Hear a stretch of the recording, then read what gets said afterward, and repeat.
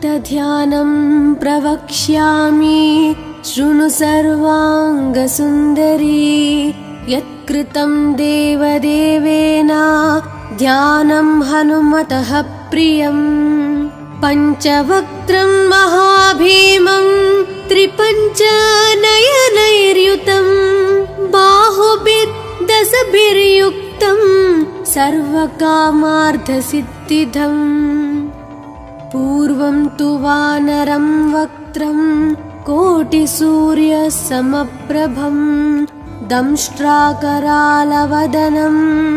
भ्रुकुटीकुटिलेक्षणम् अस्यैव दक्षिणं वक्त्रं नारसिंहं महाद्भुतम् अत्युग्रतेजवपुषं भीषणं भयनाशनम्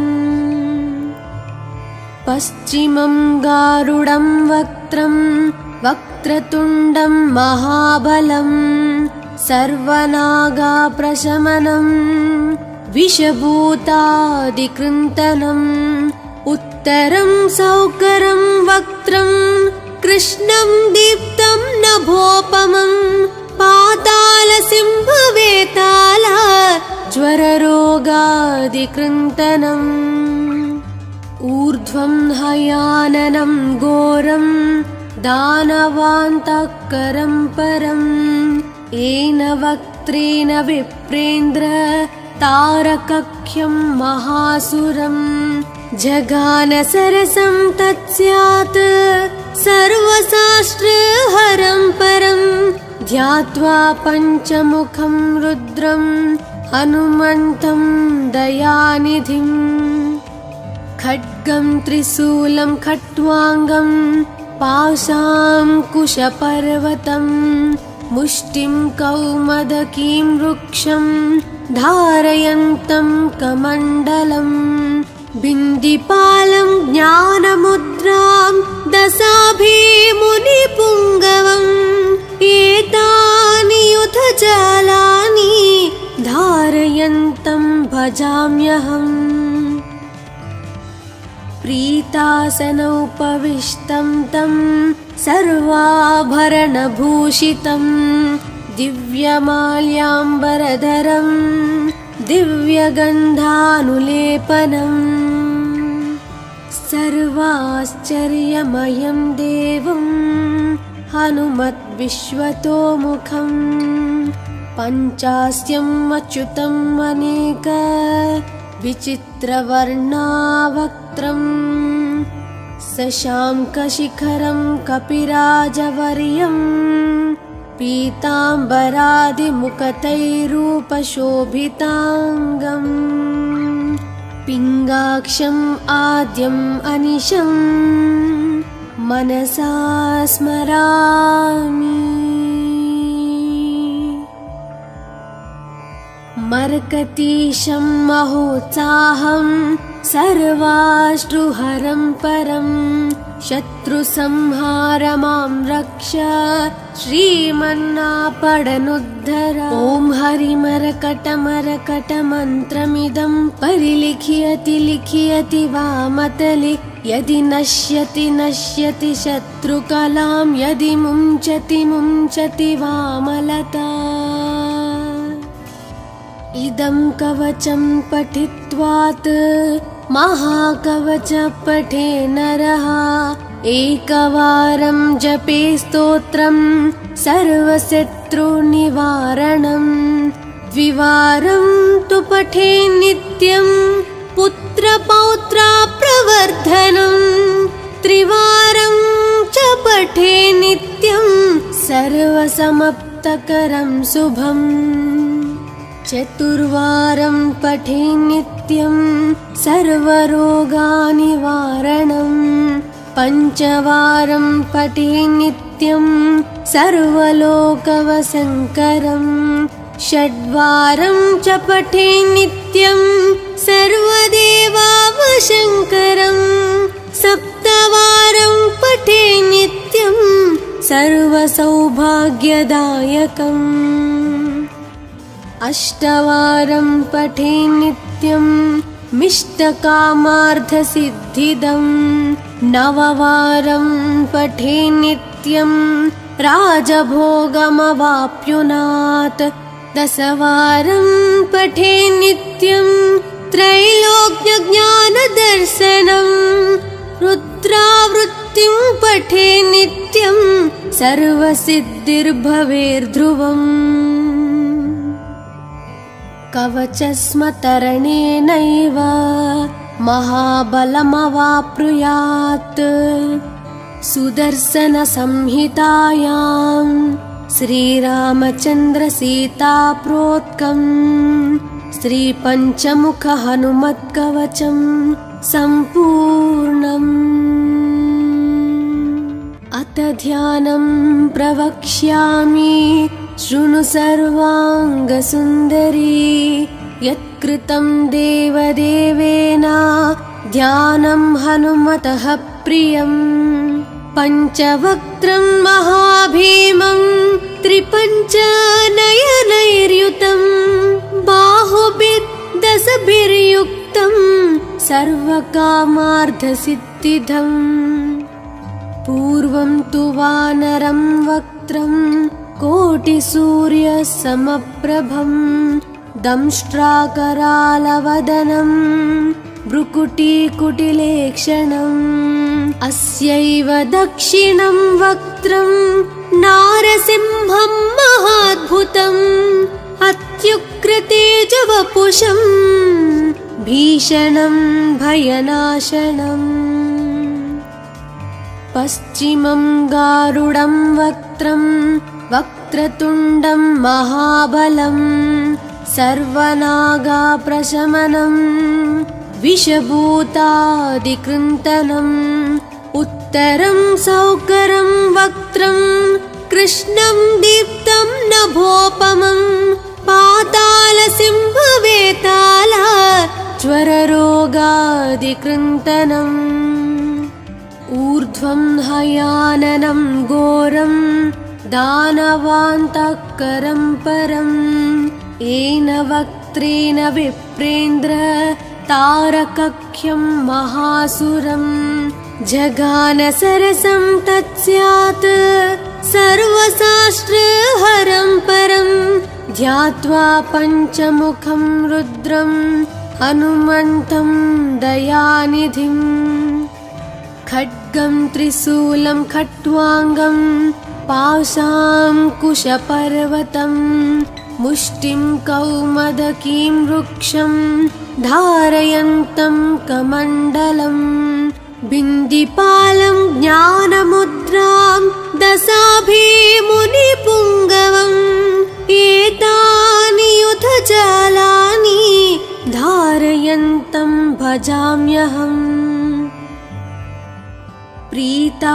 प्रीतासनोपविष्टं तं सर्वाभरणभूषितं दिव्यमाल्याम्बरधरं दिव्यगन्धानुलेपनम् सर्वाश्चर्यमयं देवं हनुमद्विश्वतोमुखं पञ्चास्यम् अच्युतम् अनेक विचित्रवर्णावक्त्रं शशाङ्कशिखरं कपिराजवर्यं पीताम्बरादिमुखतैरूपशोभिताङ्गम् पिङ्गाक्षम् आद्यम् अनिशं मनसा स्मरामि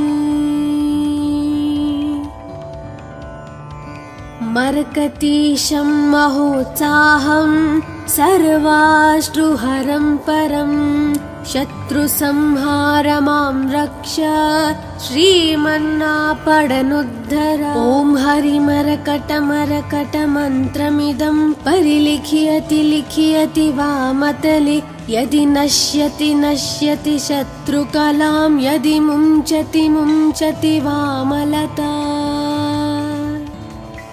इदं कवचं पठित्वात् महाकवच पठे नरः एकवारं जपे स्तोत्रं सर्वशत्रुनिवारणं द्विवारं तु पठे नित्यं पुत्रपौत्रा प्रवर्धनम् त्रिवारं च पठे नित्यं सर्वसमप्तकरं शुभम् चतुर्वारं पठे नित्यं सर्वरोगानिवारणम् पञ्चवारं पठे नित्यं सर्वलोकवशङ्करम् षड्वारं च पठे नित्यं सर्वदेवावशङ्करम् सप्तवारं पठे नित्यं सर्वसौभाग्यदायकम् अष्टवारं पठे नित्यं मिष्टकामार्थसिद्धिदम् नववारं पठे नित्यं राजभोगमवाप्नुयात् दशवारं पठे नित्यं त्रैलोक्यज्ञानदर्शनम् रुद्रावृत्तिं पठे नित्यं सर्वसिद्धिर्भवेर्ध्रुवम् कवचस्मतरणेनैव महाबलमवाप्नुयात् सुदर्शनसंहितायां श्रीरामचन्द्रसीताप्रोक्तं श्रीपञ्चमुखहनुमत्कवचं सम्पूर्णम् अथ ध्यानं प्रवक्ष्यामि शृणु सर्वाङ्गसुन्दरी यत्कृतं देवदेवेन ध्यानं हनुमतः प्रियम् पञ्चवक्त्रं महाभीमं त्रिपञ्चनयनैर्युतं बाहुभिर्दशभिर्युक्तं सर्वकामार्थसिद्धिदम् पूर्वं तु वानरं वक्त्रं कोटिसूर्यसमप्रभं दंष्ट्राकरालवदनं भ्रुकुटीकुटिलेक्षणम् अस्यैव दक्षिणं वक्त्रं नारसिंहं महाद्भुतम् अत्युग्रतेजवपुषं भीषणं भयनाशनम् पश्चिमं गारुडं वक्त्रं वक्रतुण्डं महाबलं सर्वनागाप्रशमनं विषभूतादिकृन्तनम् उत्तरं सौकरं वक्त्रं कृष्णं दीप्तं नभोपमं पातालसिंहवेताल ज्वररोगादिकृन्तनम् ऊर्ध्वं हयाननं घोरं दानवान्तकरं परम् येन वक्त्रेण विप्रेन्द्र तारकख्यं महासुरम् जगान सरसं तत्स्यात् सर्वशास्त्रहरं परं ध्यात्वा पञ्चमुखं रुद्रं हनुमन्तं दयानिधिम् खड्गं त्रिशूलं खट्वाङ्गं पाशाङ्कुशपर्वतं मुष्टिं कौमदकीं वृक्षं धारयन्तं कमण्डलम् बिन्दिपालं ज्ञानमुद्रां दशाभिमुनिपुङ्गवम् एतानि युधजालानि धारयन्तं भजाम्यहम् प्रीतासनोपविष्टं तं सर्वाभरणभूषितं दिव्यमाल्याम्बरधरं दिव्यगन्धानुलेपनम् सर्वाश्चर्यमयं देवं हनुमद्विश्वतोमुखं पञ्चास्यम् अच्युतम् अनेक विचित्रवर्णावक्त्रम् शशाङ्कशिखरं कपिराजवर्यं पीताम्बरादिमुखतैरूपशोभिताङ्गम् पिङ्गाक्षम् आद्यम् अनिशं मनसा स्मरामि। मर्कतीशं महोत्साहं सर्वाश्रुहरं परं शत्रुसंहार मां रक्ष श्रीमन्नापडनुद्धर। ॐ हरिमरकटमरकटमन्त्रमिदं परिलिख्यति लिख्यति वामतले यदि नश्यति नश्यति शत्रुकलां यदि मुञ्चति मुञ्चति वामलता। इदं कवचं पठित्वात् महाकवच पठे नरः एकवारं जपे स्तोत्रं सर्वशत्रुनिवारणं द्विवारं तु पठे नित्यं पुत्रपौत्राप्रवर्धनं त्रिवारं च पठे नित्यं सर्वसमाप्तकरं शुभम् चतुर्वारं पठे नित्यं सर्वरोगनिवारणं पञ्चवारं पठे नित्यं सर्वलोकवशङ्करं षड्वारं च पठे नित्यं सर्वदेवावशङ्करं सप्तवारं पठे नित्यं सर्वसौभाग्यदायकम् अष्टवारं पठे नित्यं मिष्टकामार्थसिद्धिदं नववारं पठे नित्यं राजभोगमवाप्नुयात् दशवारं पठे नित्यं त्रैलोक्यज्ञानदर्शनं रुद्रावृत्तिं पठे नित्यं सर्वसिद्धिर्भवेर्ध्रुवम् कवचस्मतरणेनैव महाबलमवाप्नुयात् सुदर्शनसंहितायां श्रीरामचन्द्रसीताप्रोक्तं श्रीपञ्चमुखहनुमत्कवचं सम्पूर्णम्।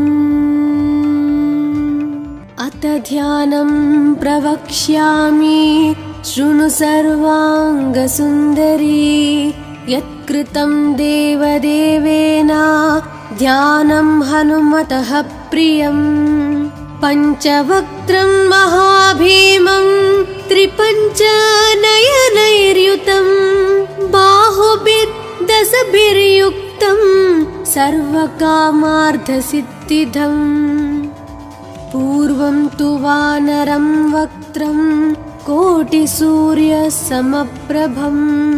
दंष्ट्राकरालवदनं भ्रुकुटीकुटिलेक्षणम् अस्यैव दक्षिणं वक्त्रं नारसिंहं महाद्भुतम् अत्युग्रतेजवपुषं भीषणं भयनाशनम् पश्चिमं गारुडं वक्त्रं वक्रतुण्डं महाबलं सर्वनागाप्रशमनं विषभूतादिकृन्तनम् उत्तरं सौकरं वक्त्रं कृष्णं दीप्तं नभोपमं पातालसिंहवेताल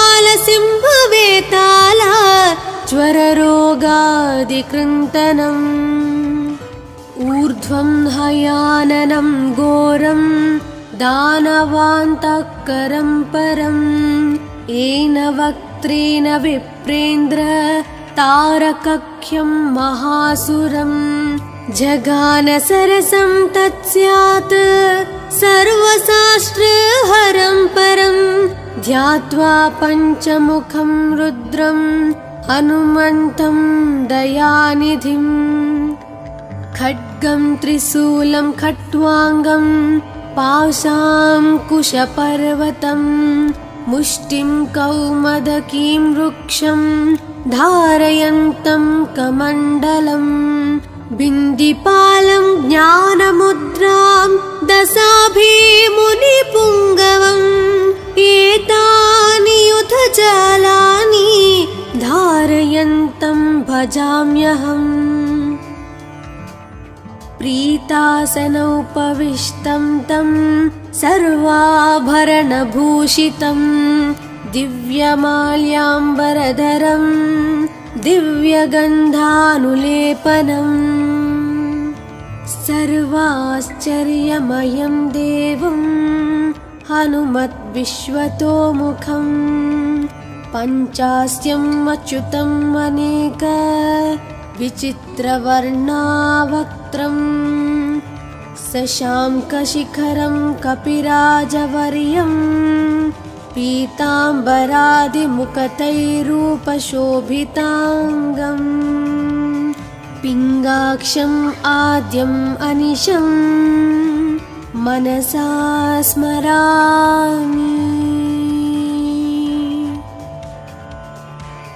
मर्कतीशं महोत्साहं सर्वाश्रुहरं परं शत्रुसंहारमां रक्ष श्रीमन्नापडनुद्धर। ॐ हरिमरकटमरकटमन्त्रमिदं परिलिख्यति लिख्यति वामतले यदि नश्यति नश्यति शत्रुकलां यदि मुञ्चति मुञ्चति वामलता। इदं कवचं पठित्वात् महाकवच पठे नरः एकवारं जपे स्तोत्रं सर्वशत्रुनिवारणं द्विवारं तु पठे नित्यं पुत्रपौत्राप्रवर्धनं त्रिवारं च पठे नित्यं सर्वसमाप्तकरं शुभम् चतुर्वारं पठे नित्यं सर्वरोगनिवारणं पञ्चवारं पठे नित्यं सर्वलोकवशङ्करं षड्वारं च पठे नित्यं सर्वदेवावशङ्करं सप्तवारं पठे नित्यं सर्वसौभाग्यदायकम् अष्टवारं पठे नित्यं मिष्टकामार्थसिद्धिदं नववारं पठे नित्यं राजभोगमवाप्नुयात् दशवारं पठे नित्यं त्रैलोक्यज्ञानदर्शनं रुद्रावृत्तिं पठे नित्यं सर्वसिद्धिर्भवेर्ध्रुवम् कवचस्मतरणेनैव महाबलमवाप्नुयात् सुदर्शनसंहितायां श्रीरामचन्द्रसीताप्रोक्तं श्रीपञ्चमुखहनुमत्कवचं सम्पूर्णम्। अथ ध्यानं प्रवक्ष्यामि शृणु सर्वाङ्गसुन्दरी यत्कृतं देवदेवेन ध्यानं हनुमतः प्रियम् पञ्चवक्त्रं महाभीमं त्रिपञ्चनयनैर्युतं बाहुभिर्दशभिर्युक्तं सर्वकामार्थसिद्धिदम् पूर्वं तु वानरं वक्त्रं कोटिसूर्यसमप्रभं दंष्ट्राकरालवदनं भ्रुकुटीकुटिलेक्षणम् अस्यैव दक्षिणं वक्त्रं नारसिंहं महाद्भुतम् अत्युग्रतेजवपुषं भीषणं भयनाशनम् पश्चिमं गारुडं वक्त्रं वक्रतुण्डं महाबलं सर्वनागाप्रशमनं विषभूतादिकृन्तनम् उत्तरं सौकरं वक्त्रं कृष्णं दीप्तं नभोपमं पातालसिंहवेताल ज्वररोगादिकृन्तनम् ऊर्ध्वं हयाननं घोरं दानवान्तकरं परम् येन वक्त्रेण विप्रेन्द्र तारकख्यं महासुरं जगानसरसं तत्स्यात् सर्वशास्त्रहरं परं ध्यात्वा पञ्चमुखं रुद्रं हनुमन्तं दयानिधिं खड्गं त्रिशूलं खट्वाङ्गं पाशाङ्कुशपर्वतं मुष्टिं कौमदकीं वृक्षं धारयन्तं कमण्डलं बिन्दिपालं ज्ञानमुद्रां दशाभिमुनिपुङ्गवम् एतानि युधजालानि धारयन्तं भजाम्यहम् प्रीतासनोपविष्टं तं सर्वाभरणभूषितं दिव्यमाल्याम्बरधरं दिव्यगन्धानुलेपनम् सर्वाश्चर्यमयं देवं हनुमद्विश्वतोमुखं पञ्चास्यम् अच्युतम् अनेक विचित्रवर्णावक्त्रम् शशाङ्कशिखरं कपिराजवर्यं पीताम्बरादिमुकुटैरूपशोभिताङ्गम् पिङ्गाक्षम् आद्यम् अनिशं मनसा स्मरामि मर्कतीशं महोत्साहं सर्वाश्रुहरं परं शत्रुसंहारमां रक्ष श्रीमन्नापडनुद्धर ॐ हरिमरकटमरकटमन्त्रमिदं परिलिख्यति लिख्यति वामतले यदि नश्यति नश्यति शत्रुकलां यदि मुञ्चति मुञ्चति वामलता इदं कवचं पठित्वात् महाकवच पठे नरः एकवारं जपे स्तोत्रं सर्वशत्रुनिवारणं द्विवारं तु पठे नित्यं पुत्रपौत्राप्रवर्धनं त्रिवारं च पठे नित्यं सर्वसमाप्तकरं शुभम् चतुर्वारं पठे नित्यं सर्वरोगनिवारणं पञ्चवारं पठे नित्यं सर्वलोकवशङ्करं षड्वारं च पठे नित्यं सर्वदेवावशङ्करं सप्तवारं पठे नित्यं सर्वसौभाग्यदायकम् अष्टवारं पठे नित्यं मिष्टकामार्थसिद्धिदं नववारं पठे नित्यं राजभोगमवाप्नुयात् दशवारं पठे नित्यं त्रैलोक्यज्ञानदर्शनं रुद्रावृत्तिं पठे नित्यं सर्वसिद्धिर्भवेर्ध्रुवम् कवचस्मतरणेनैव महाबलमवाप्नुयात् सुदर्शनसंहितायां श्रीरामचन्द्रसीताप्रोक्तं श्रीपञ्चमुखहनुमत्कवचं सम्पूर्णम् अथ ध्यानं प्रवक्ष्यामि शृणु सर्वाङ्गसुन्दरी यत्कृतं देवदेवेन ध्यानं हनुमतः प्रियम् पञ्चवक्त्रं महाभीमं त्रिपञ्चनयनैर्युतं बाहुभिर्दशभिर्युक्तं सर्वकामार्थसिद्धिदम् पूर्वं तु वानरं वक्त्रं कोटिसूर्यसमप्रभं दंष्ट्राकरालवदनं भ्रुकुटीकुटिलेक्षणम् अस्यैव दक्षिणं वक्त्रं नारसिंहं महाद्भुतम् अत्युग्रतेजवपुषं भीषणं भयनाशनम्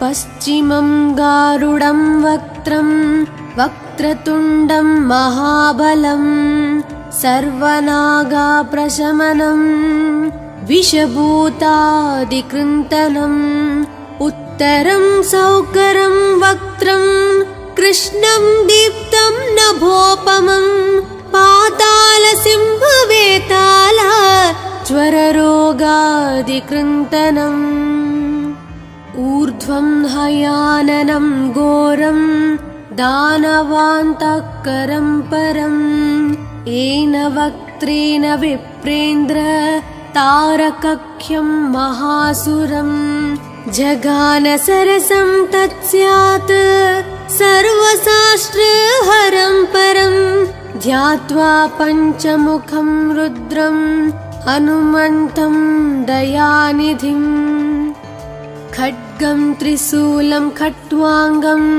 पाशाङ्कुशपर्वतं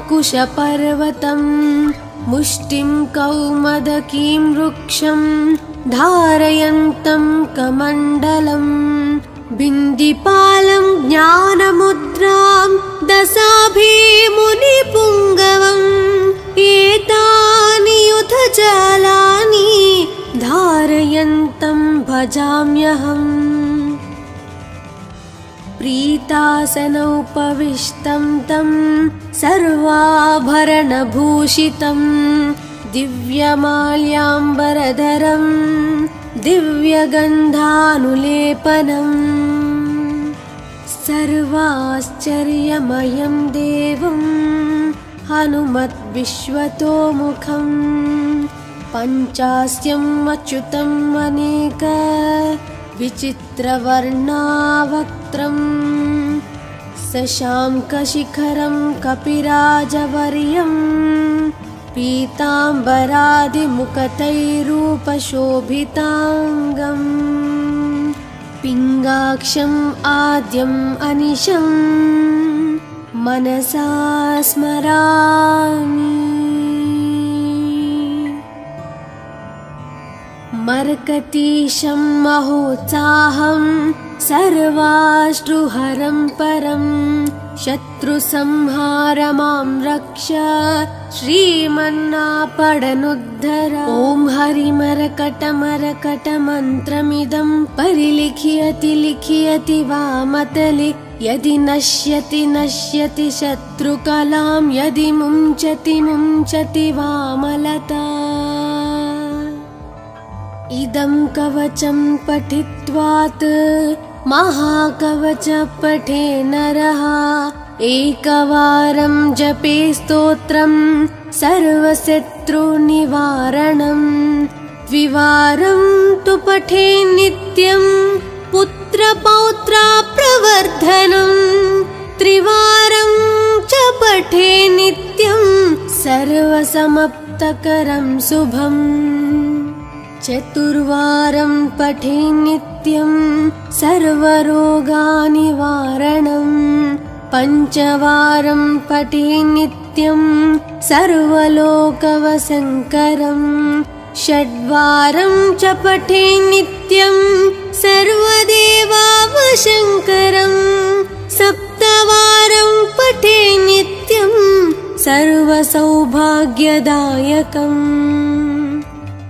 अष्टवारं पठे नित्यं मिष्टकामार्थसिद्धिदं नववारं पठे नित्यं राजभोगमवाप्नुयात् दशवारं पठे नित्यं त्रैलोक्यज्ञानदर्शनं रुद्रावृत्तिं पठे नित्यं सर्वसिद्धिर्भवेर्ध्रुवम्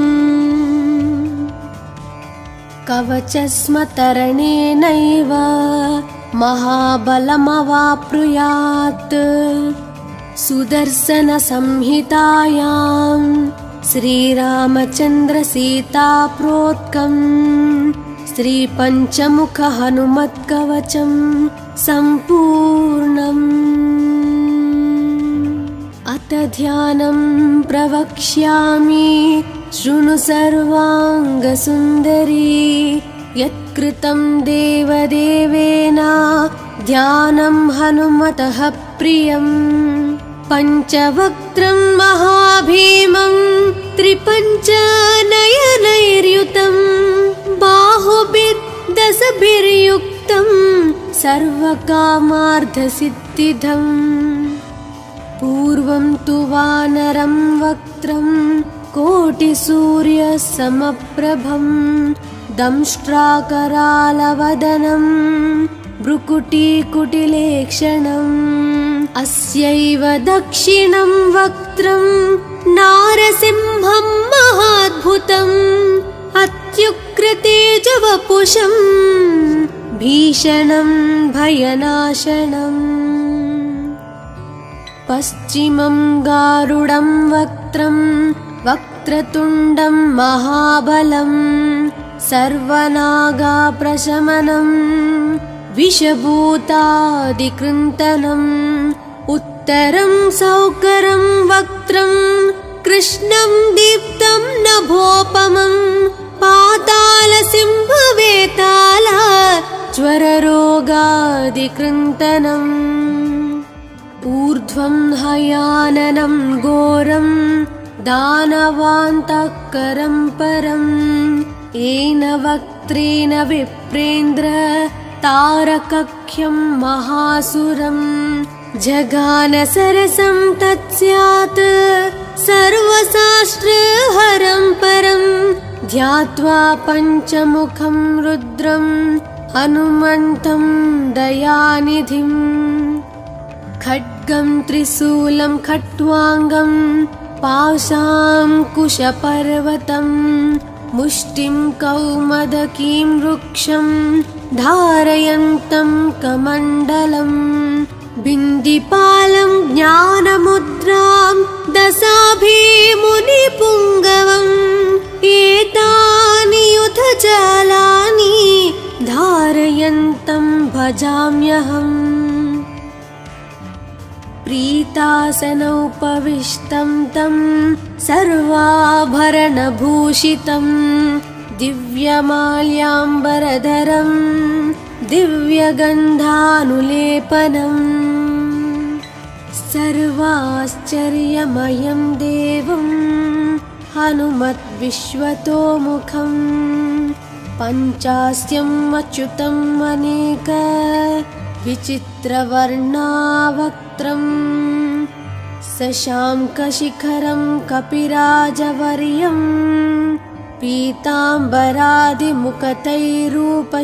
पीताम्बरादिमुखतैरूपशोभिताङ्गम् पिङ्गाक्षम् आद्यम् अनिशं मनसा स्मरामि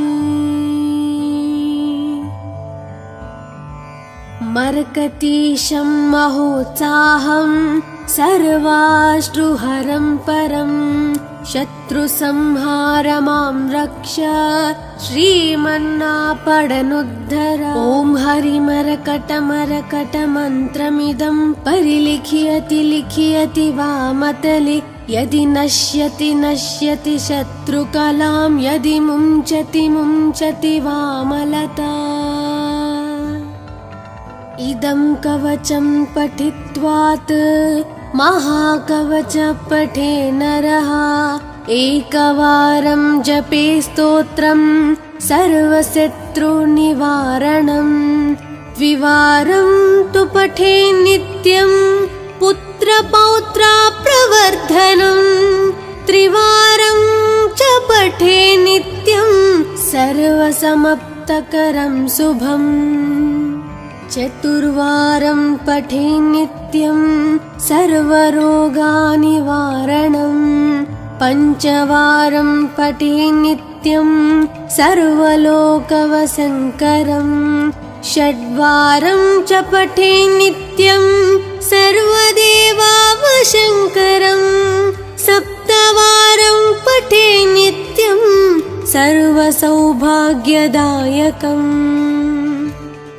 अष्टवारं पठे नित्यं मिष्टकामार्थसिद्धिदम् नववारं पठे नित्यं राजभोगमवाप्युनात् दशवारं पठे नित्यं त्रैलोक्यज्ञानदर्शनम् रुद्र पठे नित्यं सर्वसिद्धिर्भवेर्ध्रुवम् कवचस्मतरणेनैव महाबलमवाप्नुयात् सुदर्शनसंहितायां श्रीरामचन्द्रसीताप्रोक्तं श्रीपञ्चमुखहनुमत्कवचं सम्पूर्णम्। अथ ध्यानं प्रवक्ष्यामि शृणु सर्वाङ्गसुन्दरी यत्कृतं देवदेवेन ध्यानं हनुमतः प्रियम्। पञ्चवक्त्रं महाभीमं त्रिपञ्चनयनैर्युतं बाहुभिर्दशभिर्युक्तं सर्वकामार्थसिद्धिदम्।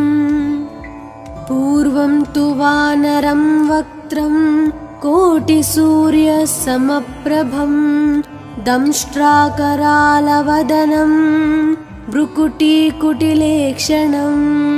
अस्यैव दक्षिणं वक्त्रं नारसिंहं महाद्भुतम् अत्युग्रतेजवपुषं भीषणं भयनाशनम्। पश्चिमं गारुडं वक्त्रं वक्रतुण्डं महाबलं सर्वनागाप्रशमनं विषभूतादिकृन्तनम्। उत्तरं सौकरं वक्त्रं कृष्णं दीप्तं नभोपमं पातालसिंहवेताल ज्वररोगादिकृन्तनम्। ऊर्ध्वं हयाननं घोरं दानवान्तकरं परं येन वक्त्रेण विप्रेन्द्र तारकख्यं महासुरम्। जगानसरसं तत्स्यात् सर्वशास्त्रहरं परं ध्यात्वा पञ्चमुखं रुद्रं हनुमन्तं दयानिधिम्। खड्गं त्रिशूलं खट्वाङ्गं पाशाङ्कुशपर्वतं मुष्टिं कौमदकीं वृक्षं धारयन्तं कमण्डलम्। बिन्दिपालं ज्ञानमुद्रां दशाभिमुनिपुङ्गवम् एतानि युधजालानि धारयन्तं भजाम्यहम्। प्रीतासनोपविष्टं तं सर्वाभरणभूषितं दिव्यमाल्याम्बरधरं दिव्यगन्धानुलेपनम्। सर्वाश्चर्यमयं देवं हनुमद्विश्वतोमुखं पञ्चास्यम् अच्युतम् अनेक विचित्रवर्णावक्त्रं शशाङ्कशिखरं कपिराजवर्यं पीताम्बरादिमुखतैरूपशोभिताङ्गम्। पिङ्गाक्षम् आद्यम् अनिशं मनसा स्मरामि। मर्कतीशं महोत्साहं सर्वाश्रुहरं परं शत्रुसंहार मां रक्ष श्रीमन्नापडनुद्धर। ॐ हरिमरकटमरकटमन्त्रमिदं परिलिख्यति लिख्यति वामतले यदि नश्यति नश्यति शत्रुकलां यदि मुञ्चति मुञ्चति वामलता। इदं कवचं पठित्वात् महाकवच पठे नरः एकवारं जपे स्तोत्रं सर्वशत्रुनिवारणम्। द्विवारं तु पठे नित्यं पुत्रपौत्राप्रवर्धनम्। त्रिवारं च पठे नित्यं सर्वसमाप्तकरं शुभम्। चतुर्वारं पठे नित्यं सर्वरोगनिवारणम्। पञ्चवारं पठे नित्यं सर्वलोकवशङ्करं। षड्वारं च पठे नित्यं सर्वदेवावशङ्करं। सप्तवारं पठे नित्यं सर्वसौभाग्यदायकम्। अष्टवारं पठे नित्यं मिष्टकामार्थसिद्धिदं। नववारं पठे नित्यं राजभोगमवाप्नुयात्। दशवारं पठे नित्यं त्रैलोक्यज्ञानदर्शनं। रुद्रावृत्तिं पठे नित्यं सर्वसिद्धिर्भवेर्ध्रुवम्। कवचस्मतरणेनैव महाबलमवाप्नुयात्। सुदर्शनसंहितायां श्रीरामचन्द्रसीताप्रोक्तं श्रीपञ्चमुखहनुमत्कवचं सम्पूर्णम्। अथ ध्यानं प्रवक्ष्यामि शृणु सर्वाङ्गसुन्दरी। यत्कृतं देवदेवेन ध्यानं हनुमतः प्रियम्। पञ्चवक्त्रं महाभीमं त्रिपञ्चनयनैर्युतं। बाहुभिर्दशभिर्युक्तं सर्वकामार्थसिद्धिदम्। पूर्वं तु वानरं वक्त्रं कोटिसूर्यसमप्रभं। दंष्ट्राकरालवदनं भ्रुकुटीकुटिलेक्षणम्। अस्यैव दक्षिणं वक्त्रं नारसिंहं महाद्भुतम्। अत्युग्रतेजवपुषं भीषणं भयनाशनम्। पश्चिमं गारुडं वक्त्रं वक्रतुण्डं महाबलं। सर्वनागाप्रशमनं विषभूतादिकृन्तनम्। उत्तरं सौकरं वक्त्रं कृष्णं दीप्तं नभोपमं। पातालसिंहवेताल ज्वररोगादिकृन्तनम्। ऊर्ध्वं हयाननं घोरं दानवान्तकरं परम्। येन वक्त्रेण विप्रेन्द्र तारकख्यं महासुरं। जगानसरसं तत्स्यात् सर्वशास्त्रहरं परं। ध्यात्वा पञ्चमुखं रुद्रं हनुमन्तं दयानिधिम्। खड्गं त्रिशूलं खट्वाङ्गं पाशाङ्कुशपर्वतं। मुष्टिं कौमदकीं वृक्षं धारयन्तं कमण्डलम्। बिन्दिपालं ज्ञानमुद्रां दशाभिमुनिपुङ्गवम्।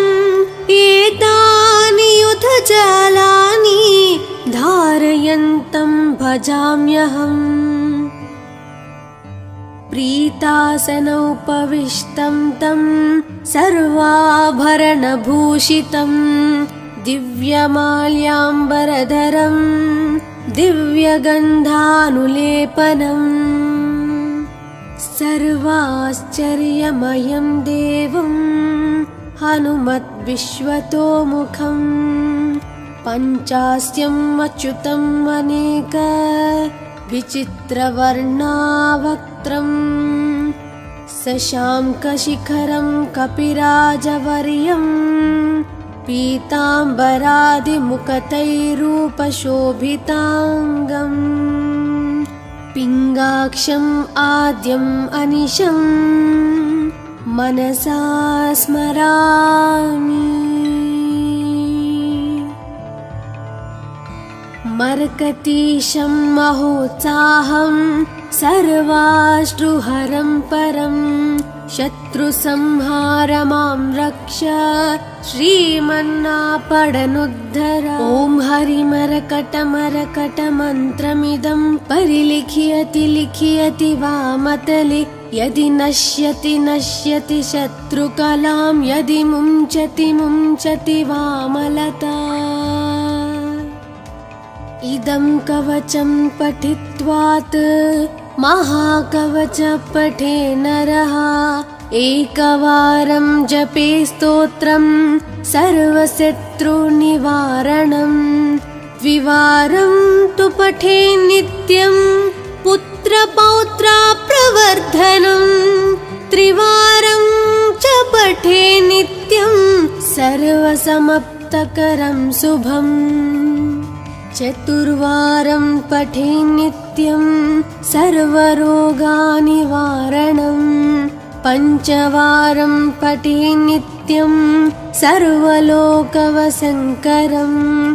षड्वारं च पठे नित्यं सर्वदेवावशङ्करं। सप्तवारं पठे नित्यं सर्वसौभाग्यदायकम्। अष्टवारं पठे नित्यं मिष्टकामार्थसिद्धिदम्। नववारं पठे नित्यं राजभोगमवाप्नुयात्। दशवारं पठे नित्यं त्रैलोक्यज्ञानदर्शनं। रुद्रावृत्तिं पठे नित्यं सर्वसिद्धिर्भवेर्ध्रुवम्। कवचस्मतरणेनैव महाबलमवाप्नुयात्। सुदर्शनसंहितायां श्रीरामचन्द्रसीताप्रोक्तं श्रीपञ्चमुखहनुमत्कवचं सम्पूर्णम्। अथ ध्यानं प्रवक्ष्यामि शृणु सर्वाङ्गसुन्दरी। यत्कृतं देवदेवेन ध्यानं हनुमतः प्रियम्। पञ्चवक्त्रं महाभीमं त्रिपञ्चनयनैर्युतं। बाहुभिर्दशभिर्युक्तं सर्वकामार्थसिद्धिदम्। पूर्वं तु वानरं वक्त्रं कोटिसूर्यसमप्रभं।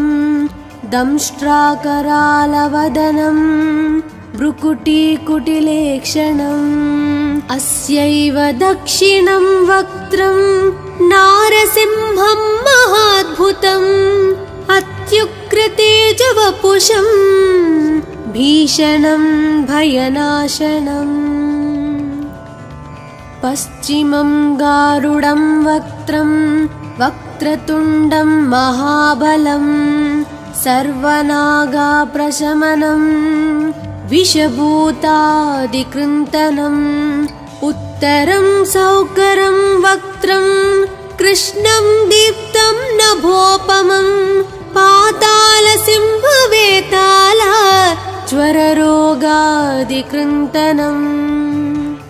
ऊर्ध्वं हयाननं घोरं दानवान्तकरं परम्। येन वक्त्रेण विप्रेन्द्र तारकख्यं महासुरम्।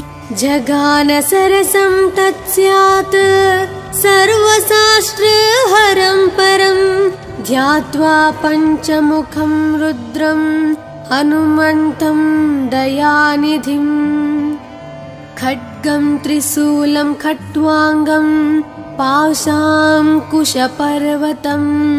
मुष्टिं कौमदकीं वृक्षं धारयन्तं कमण्डलम्।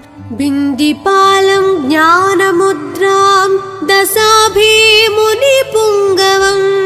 एतानि युधजालानि धारयन्तं भजाम्यहम्। प्रीतासनोपविष्टं तं सर्वाभरणभूषितं। दिव्यमाल्याम्बरधरं दिव्यगन्धानुलेपनम्। सर्वाश्चर्यमयं देवं हनुमद्विश्वतोमुखम् पञ्चास्यम् अच्युतम् अनेक विचित्रवर्णावक्त्रम् शशाङ्कशिखरं कपिराजवर्यं पीताम्बरादिमुकुटैरूपशोभिताङ्गम् पिङ्गाक्षम् आद्यम् अनिशम् मनसा स्मरामि। मर्कतीशं महोत्साहं सर्वाश्रुहरं परं शत्रुसंहारमां रक्ष श्रीमन्नापडनुद्धर। ॐ हरिमरकटमरकटमन्त्रमिदं परिलिख्यति लिख्यति वामतले यदि नश्यति नश्यति शत्रुकलां यदि मुञ्चति मुञ्चति वामलता। इदं कवचं पठित्वात् महाकवच पठे नरः एकवारं जपे स्तोत्रं सर्वशत्रुनिवारणं द्विवारं तु पठे नित्यं पुत्रपौत्रप्रवर्धनं त्रिवारं च पठे नित्यं सर्वसमाप्तकरं शुभम् चतुर्वारं पठे नित्यं सर्वरोगनिवारणं पञ्चवारं पठे नित्यं सर्वलोकवशङ्करं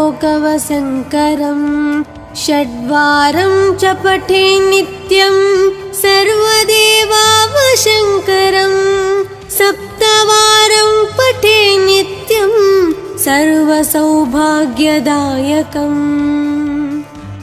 अष्टवारं पठे नित्यं मिष्टकामार्थसिद्धिदं नववारं पठे नित्यं राजभोगमवाप्नुयात् दशवारं पठे नित्यं त्रैलोक्यज्ञानदर्शनं रुद्रावृत्तिं पठे नित्यं सर्वसिद्धिर्भवेर्ध्रुवम्